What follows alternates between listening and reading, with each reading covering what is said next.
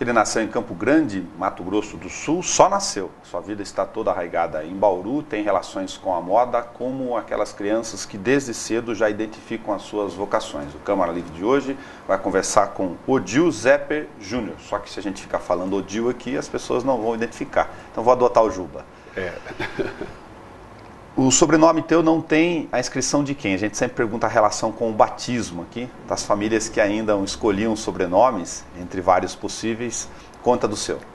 É um sobrenome de origem italiana e como todo brasileiro, a gente é uma salada de frutas, né? Então a gente tem, dentro da minha família, das minhas origens, a gente tem árabe, italiano, tem baiano, tem de tudo. Mas aí eu fiquei com esse Zepper aí, que já faz parte então do DNA familiar, né? E italiano mesmo, vem, né? Da mãe e do pai. O que você se recorda da sua infância, Ju? Ah, muita coisa. Minha infância, eu acho que foi, como todo mundo, né? Onde a gente cria os traumas, as bem-venturas, né? Tudo acontece na infância, mas muito especial mesmo. Claro que eu não posso deixar de contar que é a passagem da minha avó pela minha vida, né? Essa coisa da moda que está arraigada, né, em mim, que está em mim, isso.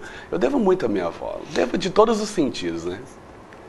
O que a tua avó acabou aguçando em você, então? Ela deu asas à sua liberdade? É possível dizer isso?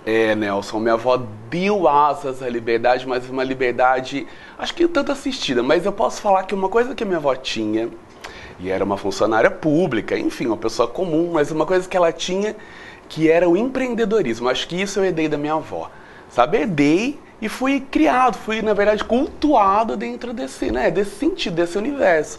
Minha avó sempre foi muito empreendedora, sabe? Ela soltava o rojão e a gente saía correndo atrás depois. E isso ficou em mim, né, na verdade. Isso dentro desse universo, não só da moda, mas hoje também, né, como eu tenho uma empresa, enfim, tal, trabalho com negócio, isso está dentro, faz parte do meu DNA, né? Vou aproveitar a tua experiência para tentar falar com os jovens, os meninos de 16, 17 anos, que chegam nessa fase e a maioria tem grande dificuldade de identificar a sua própria vocação. No seu caso, você já teve uma relação com aquilo que despertou para você logo cedo. Logo cedo eu tive a felicidade de começar a minha carreira desenhando para o carnaval de rua aqui em Bauru com 14 anos, 13 para 14, e aí depois eu fui para a Secretaria de Cultura ser estagiário, fiquei um tempo. Então foi um universo de cultura, de arte, sempre, né, esteve dentro de mim, ao meu redor. Isso facilitou muito. Mas hoje, eu digo até como professor universitário, né, professor de um curso de moda, né? Hoje, acho que existia aquela coisa do talento, do dom, né? Antigamente tinha muito disso. Olha, tem o dom, que hoje a gente chama de competência. A pessoa tem a competência para X e para Y, né? Mas assim, hoje a gente tem técnica. E é muito difícil porque todo mundo tem que ser uma obrigatoriedade, todo mundo tem que ser muitas personagens. E o adolescente, que é uma fase bem difícil, né, de se autoafirmar quem eu sou e um experimentalismo desenfreado, eu acho que é sempre bom, por exemplo, procurar fazer uma orientação vocacional. Ajuda muito, viu, Nelson? Isso acho que, de repente, a moda, eu vejo, olha, são 15 anos que eu dou aula em moda, no ensino técnico, na graduação e pós-graduação. Eu vejo a moda como uma área que chama muito, ela atrai, porque vende-se um glamour. E, na verdade, não é nada disso. A moda é negócio, né? 6,5% do PIB do país. Então as pessoas vão atraídas por um deslumbre, né? E quando chega lá e vê que o buraco é mais embaixo, elas acabam, na verdade, desistindo no meio do caminho. Então é importante ter uma orientação. Será que é isso mesmo que eu quero? Será que a área criativa é só moda, é só propaganda e publicidade? Será que eu não posso ser criativo numa área de negócio e administração? E aí entra um universo importantíssimo, que eu estou aproveitando de você para transferir para as outras pessoas, até com um serviço público mesmo. O jovem que gosta dessa área, ou que gosta de outra área artística, tem nesse deslumbramento uma relação completamente inversa ao mercado, à realidade do negócio em si, da ferramenta de trabalho que ele vai lidar no dia a dia. No momento de sonho, onde é muito difícil escolher. Realmente, você falou tudo, assim, é um momento difícil. Eu falo que cada vez mais essa geração Y tem, mesmo em sala de aula, dentro, né, de um contexto, escolhi, agora estou aqui dentro desse contexto inserido, mas também não pega, não vai. Aí a gente fala, né, hoje em dia todo mundo é formado, todo mundo tem diploma, diferencial hoje é você ter um MBA e tudo e tal, mas se não tiver liga, aquele famoso 1 em 1 milhão, né, na verdade, a coisa não vai. Falando sobre a questão de jovens, né, de que percepção você tem sobre a moda, o universo, o modo de se vestir como elemento de tentativa de protesto ou de se manifestar para os jovens? Eu digo até dos segmentos mais alternativos, vamos dizer assim, sem rotular ninguém. Claro, não, isso sempre existiu, vai existir, né? A moda é um espelho fiel, né, da humanidade, do comportamento, né? Enfim, até existe um processo que chama cool hunting, que a gente pesquisa sinais de comportamento e transforma isso em macro tendências, em pistas para lançar coleções, produtos, enfim. Mas assim, Nelson, é fatal, gente. Adolescente tem mesmo essas fases, que o momento é hippie, outra hora ele é rock, outra hora ele é hip hop, né? Ele ondula muito, é muito normal. Eu acho que a gente vai ficando mais velho depois dos 30, o guarda-roupa vai ficando em cores mais sólidas, mais careta, né, na verdade, e é importante isso, esse experimentar do jovem, né? E quantas culturas, quantas tribos, a moda mudou muito. Antes, a gente tem duas teorias, né? Gotejamento e ebulição.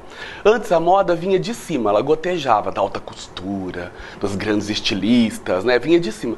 Hoje, ela vem de baixo, ela vem da moda de rua. Por isso que a gente pesquisa tribos, núcleos comportamentais, jovens especificamente, o consumismo é muito alto, né? Porque nas primeiras filas dos grandes desfiles internacionais, quem faz parte hoje são essas personalidades de culturas streetwear, cultura de rua. E também quem? Os blogueiros, né? Como você vê o papel da televisão, ainda com alguns exemplos de tentativa de ditar alguns costumes, passageiros ou não, como corte de cabelo, até a moda de se vestir, dessa relação de reflexão que as pessoas fazem, de refração mesmo, de se ver no lugar do artista por alguns meses? É o efeito vitrina. Né, a vitrina, a gente só compra quando, assim, por impulso mesmo, ali quando a gente vê uma vitrina que realmente produziu-se tudo que te completa, né, completa o seu eu, sua psique e tudo e tal. Agora a novela, gente, principalmente a novela, né, o mundo dos artistas, das celebridades, e a novela no Brasil cumpre um papel muito importante. Hoje, para você comprar, para você consumir uma revista de moda, né, que é um valor alto ainda para o brasileiro em termos de custo-benefício. É incrível. Mas hoje a gente tem blog, tem muita coisa virtual que facilita. Mas a televisão, e principalmente a novela, ela tem um papel de propagação. Para ter uma ideia, assim, um figurino de uma telenovela não é elaborado pensando na tendência vigente. Eles já antecipam 2, 3 temporadas, né, do que vai... É o cool hunting, né, a pesquisa de sinais comportamentais. O que vai ser usado de trás. E aí, eu acho que a cereja do bolo dessa aspa, né, dessa conversa, é assim, é aquele famoso juízo fashion. Acho que essa fala minha é sempre uma constante. Tá na novela, tá bacana, tá na televisão, é incrível. Só falta uma coisa para o brasileiro, para a brasileira em especial. Saber adequar que aquilo que está na novela, quando a gente chega no salão e fala, né, eu quero o corte de cabelo da fulana, mas não é o seu rosto. Não é para o seu formato de rosto. Eu quero essa roupa, não é para o seu corpo. É isso que falta, na verdade. Noções de estilo, né? Mas não estilo porque não tem estilo, mas estilo de biotipo, cor. Será que essa cor é certa para você? Será que esse formato de roupa vai favorecer? Será que a gente não consegue camuflar partes indesejadas e promover o que você tem de bom? Então esse efeito latino, né? Quero ser um superstar, na verdade, acaba cegando. E isso é muito comum nos Estados Unidos. É uma indústria de consultoria de moda mesmo lá. Para o cidadão leigo, no dia a dia, você está batendo num ponto óbvio, mas bastante repetido do ponto de vista de erro. Então, os erros mais comuns surgem de olhar para a vitrine, olhar para artista de televisão, para o ator que você gosta, ver e não saber exatamente como adaptar aquilo às suas circunstâncias. Eu acho que esse é o grande X da questão. A gente tem vários pontos aí. Por exemplo, a gente não existe uma tabela padronizada de medidas, né, para moda nacional, porque a gente é miscigenado, né? Cada região tem um biotipo, né, características peculiares, mas assim, é importante pensar que nem sempre o que é bom para o outro é bom para mim. Acho que essa aqui é a ideia. E pra gente estar bem, olha, eu vou dar uma receita mágica aqui. Quer estar bem? Que tal usar tom sobre tom? Não tem erro. Porque você põe a cor clara no lado onde você quer promover e a cor escura onde você quer camuflar. E o brasileiro não descobriu, porque a gente é latino, gosta de estampa, de cor, de vibração, né? Toda essa história. Como você particularmente apropria esses trejeitos sociais e até de verbos no dia a dia, alguns com pesos maiores ou não, por exemplo, já estou pedindo perdão pela citação apenas por uma questão de comunicação aqui. O baiano é tudo colorido. Mas é normal, eu acho que isso são referências culturais, geográficas, é o DNA, né? Se a gente fizer uma brincadeira, por exemplo, eu presto assessoria para o varejo no interior do estado inteiro, para vários shoppings e várias lojas, né? E cada cidade, acho que esse é o sucesso, né, do nosso negócio. Cada cidade a gente vai, a gente investiga o DNA do lugar. Por exemplo, eu atendo clientes de cidades próximas aqui, Jaú, Marília e até Ribeirão, por aí vai. É outra linguagem, é outra configuração, é outro jeito de se vestir, na verdade. Esses dias me perguntaram qual é o DNA da mulher da mulher bauruense. Eu falei, a mulher bauruense adora top, adora saia curta, né, e vestido. Ela adora, e vestidinho. Na balada, moda jovem, né, vamos falar assim, sim, é praticamente um uniforme, assim. Você tá na tribo dos Smurfs, né? Elas todas de vestidinho curtinho, brilhante, e é um DNA de Bauru. Já vamos falar sobre a questão de relação de consumo no dia a dia, as pessoas que percorrem lojas. O que te irritaria numa loja? Eu, por exemplo, vou citar como um leigo aqui. Aqueles estandes, as coisas, a gente bate nas roupas o tempo todo, não tem espaço para você se locomover numa loja. É uma questão, por exemplo, que me incomoda muito. E você? Eu acho que a gente entra também numa outra esfera, que é a esfera da era do bem-estar. Esse é o marketing 3.0 do Kotler e que o varejo tem que se readequar. É uma ferida, isso que você falou, é uma ferida bem intensa, porque a gente pensa da seguinte forma. Por exemplo, nessa ascensão da classe emergente, né, e tudo e tal, todo mundo resolveu virar patrão, todo mundo resolveu abrir um negócio. Eu digo todo mundo generalizando, sim, naturalmente. Lógico. Né? Mas muitas pessoas, eu não sou mais empregado. Foi lá e abriu. Abrir um negócio é relativamente fácil. Você pode fazer um empréstimo ali, outro ali, se você não tiver o capital, né, e tal. Mas esquecer de uma coisa, as pessoas esquecem de um detalhe tão importante. Hoje em dia, o varejo está todo muito bonito. As lojas estão muito bonitas, mudou-se muito. A loja feia não valoriza produto e ninguém compra. Então, o que acontece? Nesse processo todo de visual merchandising e atendimento e toda essa história, eu tenho uma loja bonita, ponto. E dentro da sua loja? E o atendimento, que é a parte mais interessante? E a displayagem dos produtos? Será que uma baciada na frente, no meio ali, promoção. Então, e aí... Você não consegue identificar tamanhos, cores, separações. E tem assim, não está errado fazer isso. Tudo bem. Né? Assim, para o público X, se direciona. Mas o certo, na verdade, é cada vez mais a promover o bem-estar do consumidor, do potencial cliente ou do cliente. Está todo mundo vendendo a mesma coisa praticamente, está tudo muito igual. Aí você falou de um diferencial que é a questão do ser humano, da relação do ser humano. Capital humano. Desse pessoal... Treinar melhor essas pessoas para que possam entender um pouco de informações básicas de moda? Entender, capacitar, importante. Um dado muito intrigante é que, por exemplo, a gente recebe, como a gente atende muitas lojas aqui na cidade, e de A a Z, então assim, a gente recebe muito e-mail, muita ligação. Você tem funcionário para indicar? Gente, está em extinção. Está em extinção funcionário, em qualquer área, mas no varejo de moda, sumiu. Também. Então, de repente, você que é o dono do negócio, eu acho que não estamos mais nos tempos, né, de ficar no Olimpo, numa câmera de casas, assistindo o que o funcionário está fazendo. Vá para o seu ponto de venda. Não é mais hobby. Na verdade, é estar junto, é acompanhar. Não só mandar seu funcionário fazer um treinamento, mas fazer o treinamento para poder acompanhar o desenvolvimento disso. Entendeu? E capacitar junto. Falar a mesma língua. É o líder. Como você divide a tua rotina de observação em relação à rua, à internet, a esse monte, essa profusão de informações em várias frentes e oportunidades? Assim, tudo se conecta, né? Não dá pra gente falar que são coisas dissociadas, né? Tudo tá muito conectado. Mas, assim, a internet realmente é o bem e o mal junto, na verdade, né? Deus e o diabo num pacote só, né? Essa globalização danada aí faz com que a moda nacional vá caminhando de uma forma muito difícil, com muletas. A moda nacional passa por um momento muito delicado. A classe A que cresce de novo em 2014, a C que decresce, né? A classe A cada vez mais não é tonta.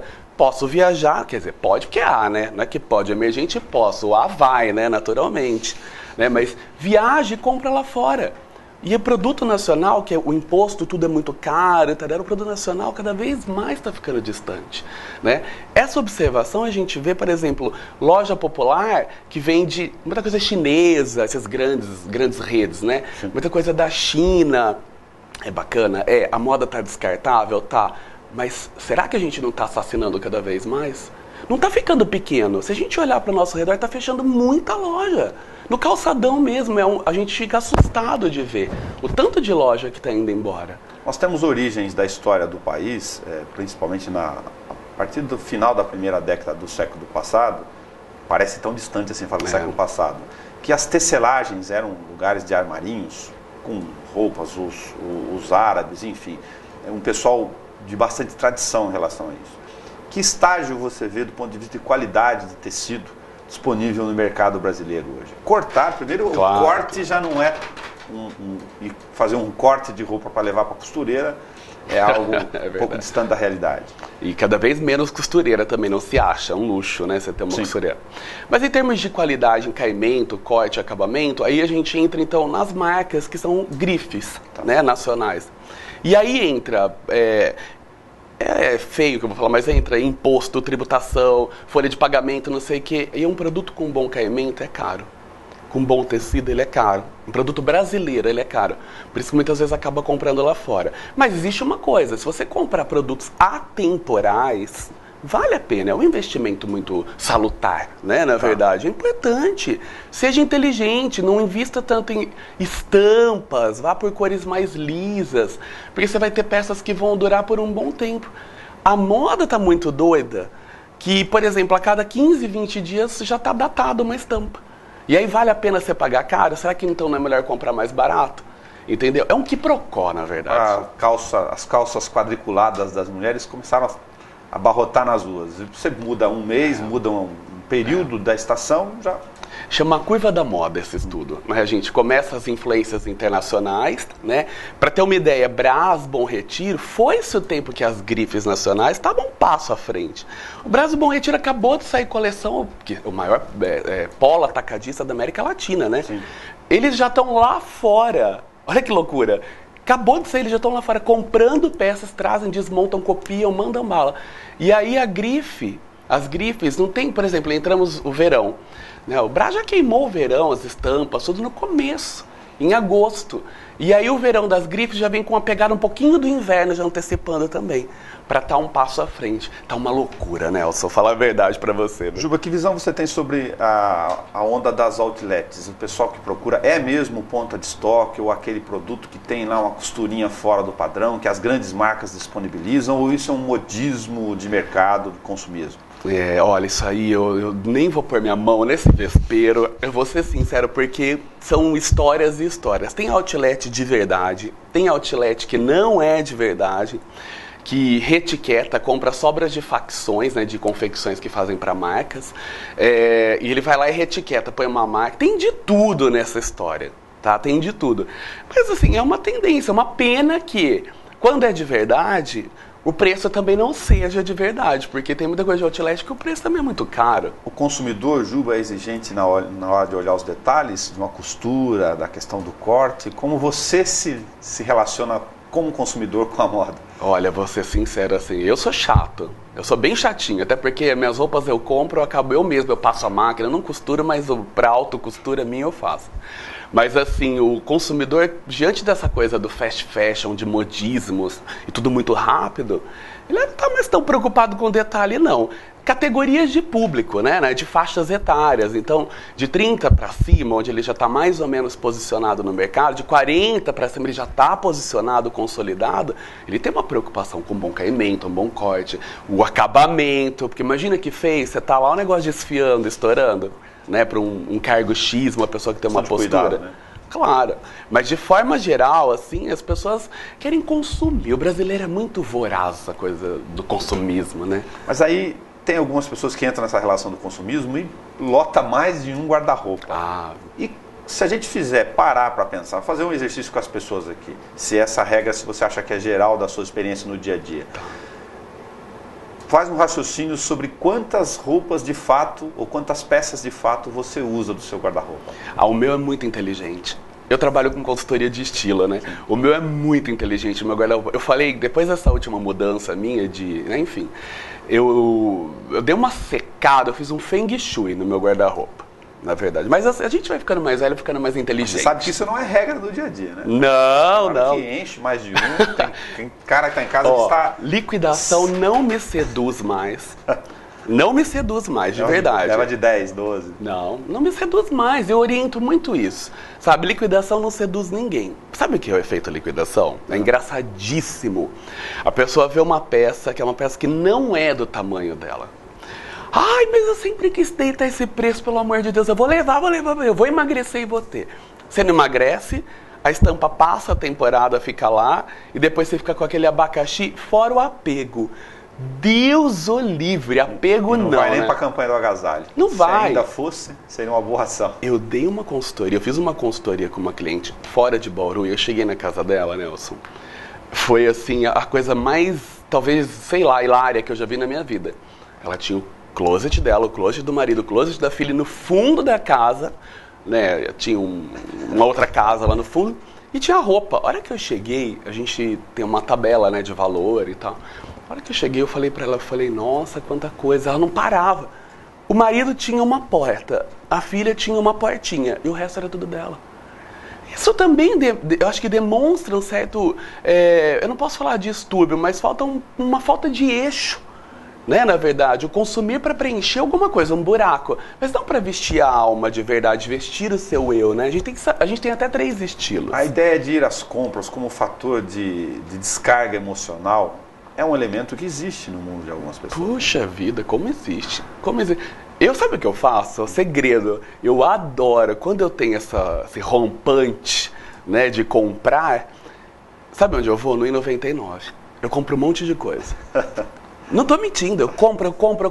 Eu levo tipo R$100, eu compro que nem um doido. Compro. Se eu estiver precisando de coisa, muito bem. Aí sabe o que eu faço? Porque o gostoso da gente, né, do comprar, principalmente da gente que tem esse efeito americanizado, né, diferente do europeu, né, e tal, é abrir a sacola e tirar, e depois onde eu vou guardar? Não é verdade? É abrir a sacola, né, aquele famoso comprei e já saí com o sapato da loja. Então eu compro tudo isso, sabe o que eu faço? É muito legal, de verdade. Eu dou, você não acredita, eu dou. Lá para as obras das irmãs da USP, que eu sempre levo, em creche, não sei, eu compro, chego em casa uma alegria, depois eu dou. Então eu aprendi a controlar meus rompantes dessa forma. Mas desde que a gente vai ficando mais cabeça na vida, né? O que é moda de passarela e o que é moda de rua? Se as duas podem caminhar? Mudou muito, moda de passarela. Um dado importante a ser falado aqui, quando a gente falava de alta costura, né, que era... Alta costura é quando você falava o Olimpo da moda. Realmente, uma roupa de alta costura é como você ter um Picasso na sua casa, né? Ela é um processo. Até é importante a gente desmistificar isso, né?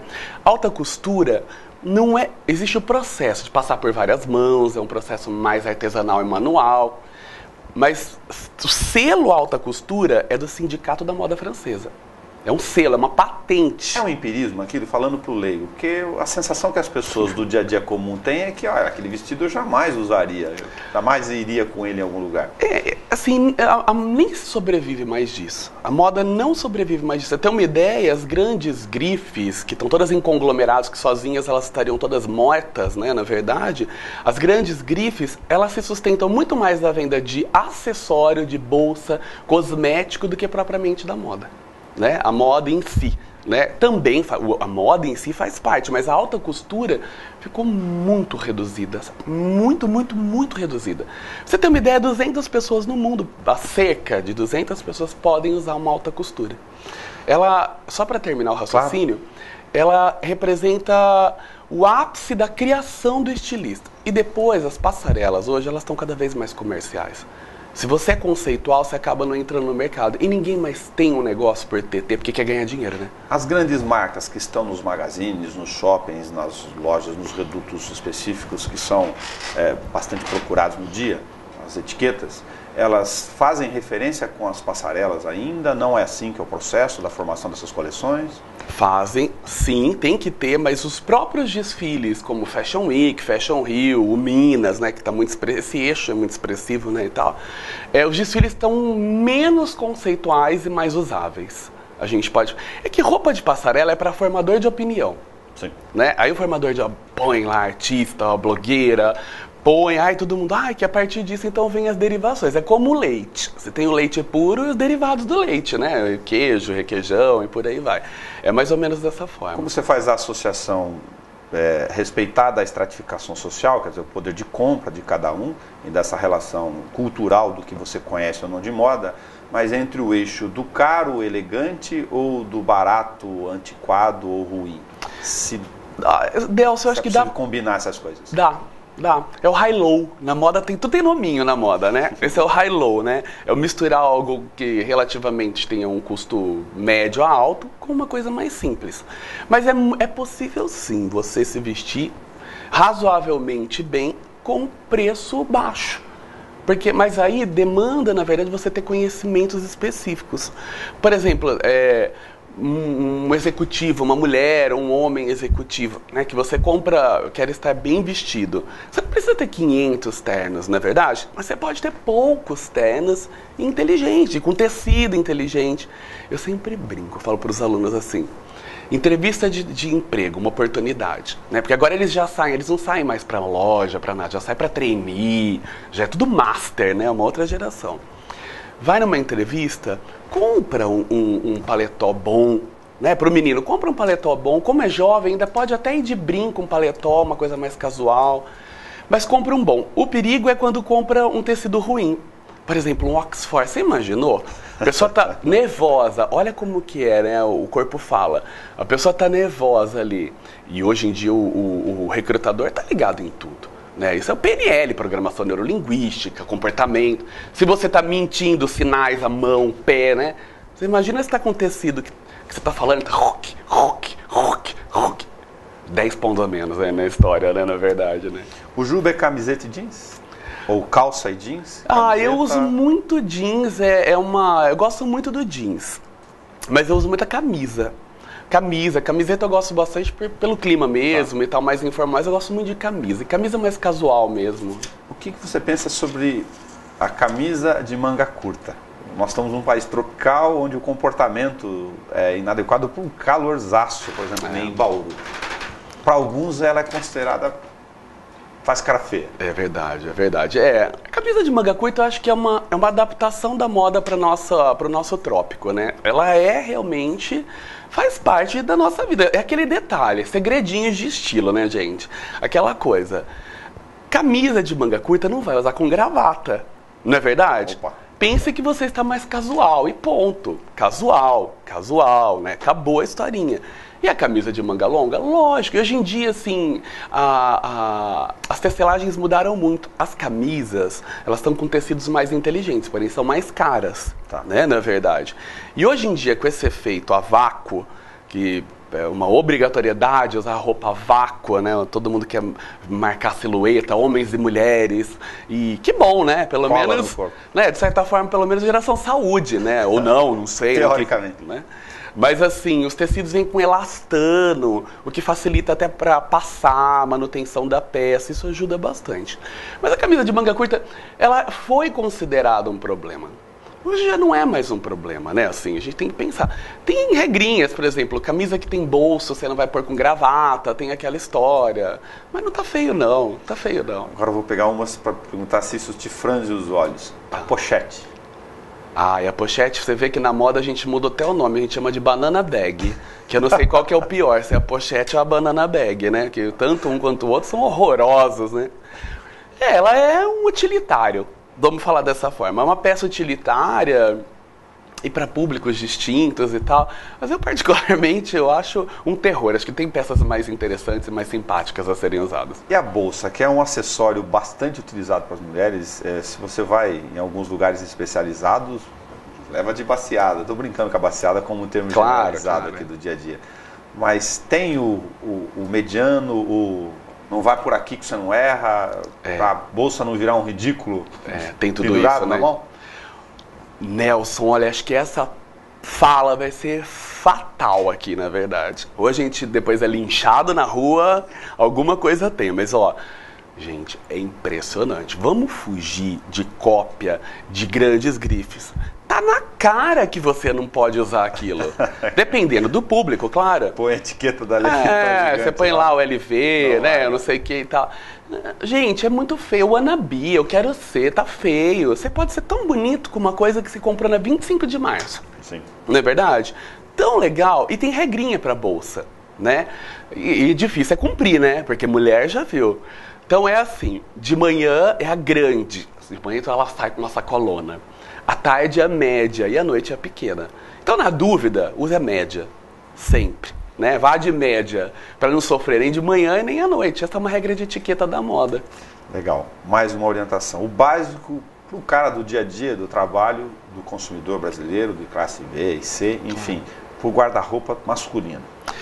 Eu acho que calça de saia é fundamental. Adoro jeans. Eu acho que o jeans é muito interessante, mas tem áreas para se você usar o jeans, é para usar, né? Eu acho que o brim, a sarja, hoje em dia a sarjinha tá tão gostosa, né? Tem uns tecidos canvas, né? São bem interessantes. Então, dicas. Paletó, é sempre bom você ter, se você não vai ter muitos, tenha sempre um paletó, um preto, um cinza, e eu falo que hoje em dia é o nude masculino.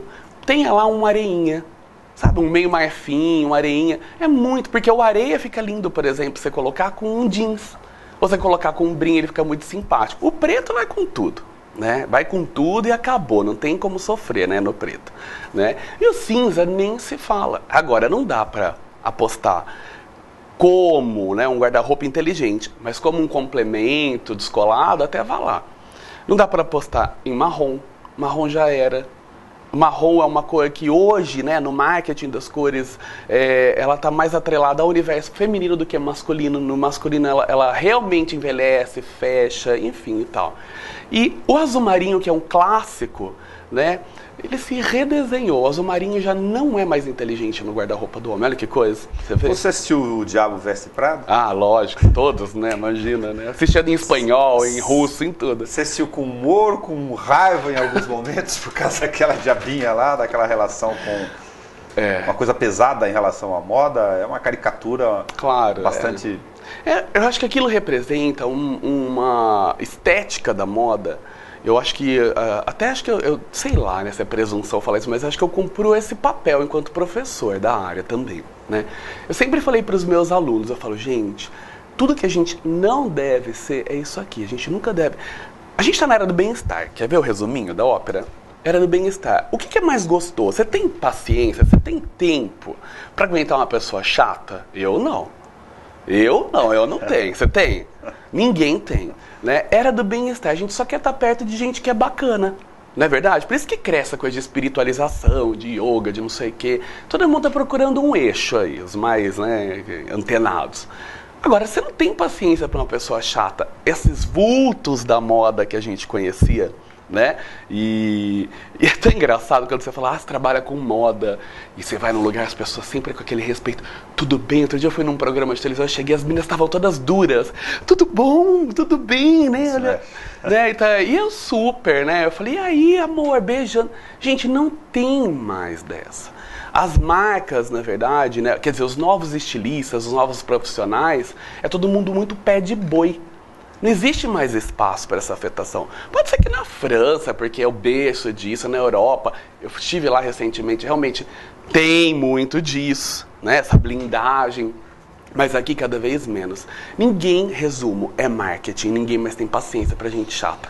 Para quem quer ter referência, se está, não digo fora ou dentro da moda, mas se tem algum conceito sobre a adequação do seu estilo, dos seus formatos de corpo, de rosto, em relação ao que está vestindo, o casamento é um belo espelho. Entra aquelas moças com o pé tudo duro, salto gigantesco, não sabe andar de salto alto. Aí foi lá escolher um vestido, gastou uma grana. É verdade. Poderia ter adequado. E assim, olha, dica legal, gente, para mulheres, né? Festa. Roupa de festa é sempre um dilema para mulher. Para homem é sempre mais tranquilo, né? Mas para mulher, Você vai numa festa bacana, existe o dress code, né? Que é o código do vestir da festa. No convite já vem escrito. Outro dia eu achei engraçado, a menina falou, a gente falou esporte fino, ela falou, mas não existe esporte grosso, né? Eu achei legal isso dela falar, sabe? Uma outra colega aí da área. Né? E, assim, sempre tem um código. Tentar respeitar aquilo lá na festa. Agora, gente, a velha história. Mais feio é quando eu ponho uma coisa que não tem nada a ver comigo. Né? Isso tem um nome, né? É tão feio que a gente fica com vergonha alheia, Sim. né? Você não saber quem você é. Na hora, quando a gente passar... Vou chamar genericamente de desconfiômetro. Exatamente. Né? Se você não sabe andar de salto alto, fino, põe uma Anabela. É uma festa, então põe um médio. Porque a coisa mais feia é ver uma mulher, acho que não existe, pra mim... Para todos, para o homem, né? A mulher é muito exigente com ela ali no grupo dela. A mulher ela é o grande termômetro da outra mulher, né?